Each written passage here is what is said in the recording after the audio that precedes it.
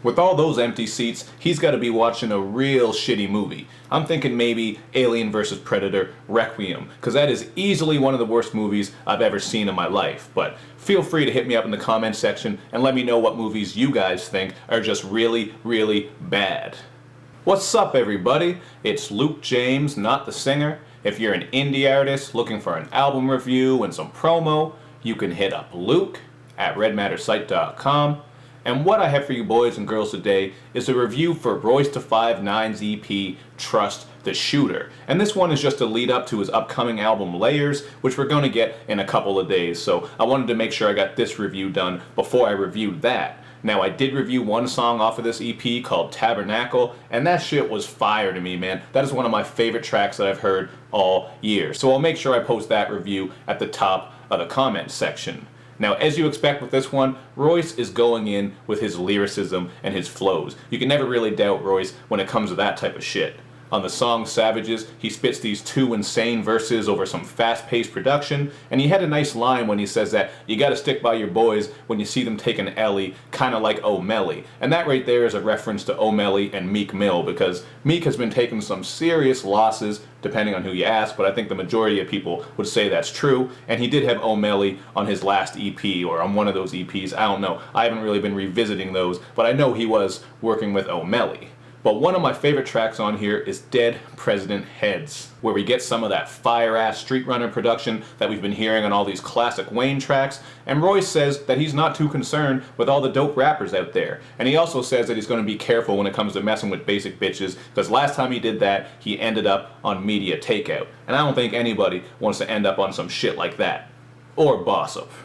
Now, another one of my favorite tracks on here is the song Wait, where we get some incredibly dope production from Jake One, who I consider to be one of the most underappreciated producers out, and Royce makes it clear that the time for him is now, so everything else can wait because he needs a little bit of time to focus on himself. At least that's how I took it. And he has this dope line on there where he says he gets interested in women quick, but then just like the stock market, that interest crashes. So, like I said, man, he's coming through with all kinds of dope lines all over this EP, so there's no way that I'll be able to tell you every dope line that he says. Just go listen for yourself and you're going to pick up on all of that.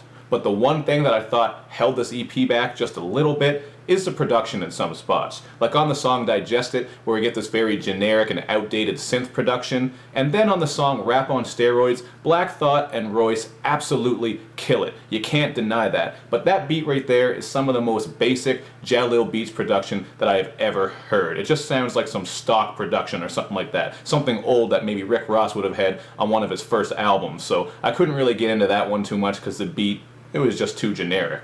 And another beat on here that I didn't really care for much is that first beat on Black History. It's just kind of grating and panicky, but I did like that content because Royce is spitting a little bit about his family and how he had some health issues when he was an infant, so he's always been able to overcome what's been thrown his way. And then the beat does switch up to a more traditional sound for the second half of that song, and I think it's much better, and he shows love to Guru and DJ Premier for all that they did as the hip-hop group Gang Starr, because they really did a lot for the culture. And he also shouts out Pusha T, Kendrick Lamar, and some of the other spitters out there who are still putting in work. So it is a good song. I do like Black History, but just that first part I probably could have done without it. But one of the beats on here that I really like has this dope-ass piano and string production, and I'm talking about the track The Banjo. It also features Styles P on the third verse, who just floats over it effortlessly. I think his style fits that production perfectly. And on the second verse, we get two back and forth flows coming from Westside Gunn and Conway. And I swear to God, man, one of them sounds like raw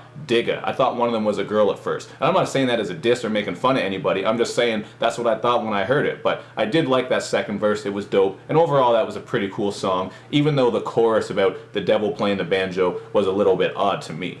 But in the end, this is a dope EP, man. It's definitely worth checking out. I give it a 3.5 out of 5, and my main knocks on it, like I said, were the production, and also the content and the themes. Don't really get too deep on this, but it is just an EP, so I'm sure he's saving all of his best work for Layers, which we're going to get soon. But you can't really hate on the lyricism here, because there's a lot of funny shit going on too. Like on the song Which Is Cool, where Royce says that beef is getting another nigga's bitch to serve you some salmon.